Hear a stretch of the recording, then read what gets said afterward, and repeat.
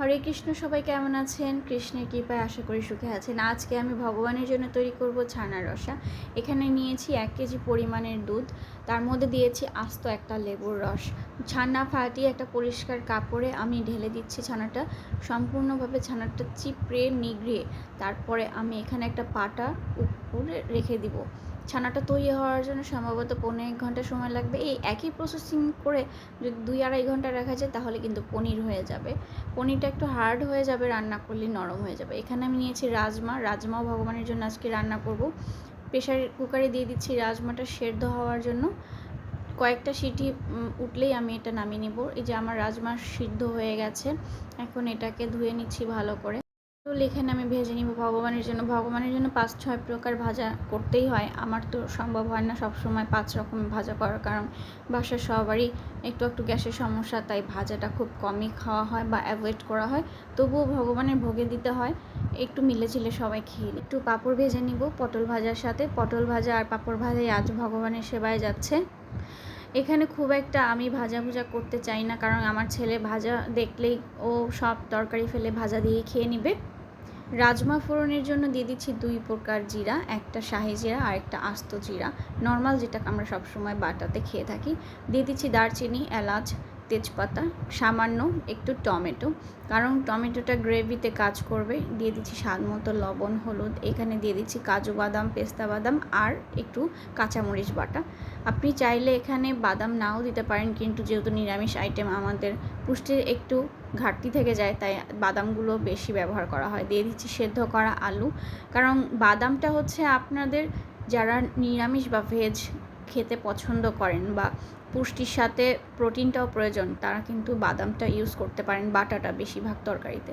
রাজমা দিয়ে দিচ্ছি আমি এখানে। সেদ্ধ করা রাজমা ভালো করে একটু ভেজে নিব।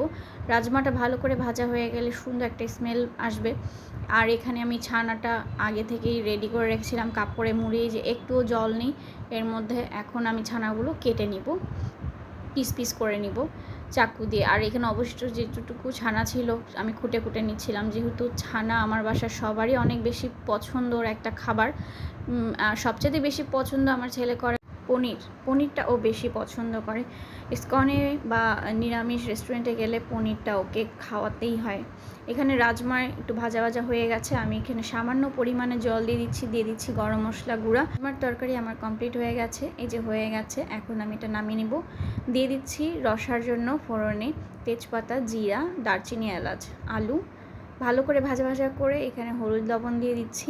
আলুটা ভেজে নিব বেশ কিছুক্ষণ ধরে তেলেই, যাতে আলুটা ম্যাক্সিমাম সিদ্ধ হয়ে যায় আর বাকিটা ঝোলের জলে সিদ্ধ হবে। এখানে দিচ্ছি সাম্বার মশলাটা দিয়ে আরেকটু আমি কষিয়ে নিব আলুগুলো। এর মধ্যে দিয়ে দিব আমি একটু টমেটো। ছানার রসার তরকারিতে টমেটোটা একটু টক মিষ্টি স্বাদ আনে, চাইলেই চিনি ব্যবহার করা যায়, কিন্তু আমি করি না। এখানে দিয়ে দিচ্ছি আদা বাটা, জিরা বাটা আর কাশ্মীরি লঙ্কা মরিচ গুঁড়ো। এটাও সুন্দর ঝোলের একটা কালার আসবে। আমি প্রতি রান্নাতেই কাশ্মীরি লঙ্কা গুঁড়োটা ব্যবহার করি। দিয়ে দিচ্ছি আমি এখানে সামান্য পরিমাণ জল, ঢাকা দিয়ে দিলাম। কিছুক্ষণ পর তুলে দেখছি একদম পারফেক্ট একটা গ্রেভি হয়ে গেছে। একদম টমেটোটা সিদ্ধ হয়ে ছানাটা দিয়ে দিলাম। হালকা হাতে ছানাটা নেড়ে চেড়ে নিব, যাতে ছানাটা কোনোভাবেই ভেঙে না যায়। দিয়ে দিচ্ছি গরম মশলা গুঁড়া আর একটু ভালো করে নাড়াচাড়া করে এখানে সামান্য জল দিয়ে দিব। তারপর দিয়ে দিচ্ছি সামান্য পরিমাণে ঘিটা শুধুমাত্র ফ্লেভারের জন্য। ভোগের থালা সাজানোর পালা। ভোগের থালা সাজাতে কার কার ভালো লাগে আমাকে অবশ্যই কমেন্ট করে জানাবেন, যদি ভিডিওটা সবার পুরো দেখা সম্ভব হয় তাহলে। যাই হোক, এখানে সব কিছু রেডি হয়ে গেছে। ছানার রসা আর রাজমা খুবই সাধারণ আমার নিত্যদিনের ভোগের থালা। ভগবানকে দর্শন করুন, সাথে ভগবানের ভোগ দর্শন করুন। হরে কৃষ্ণ।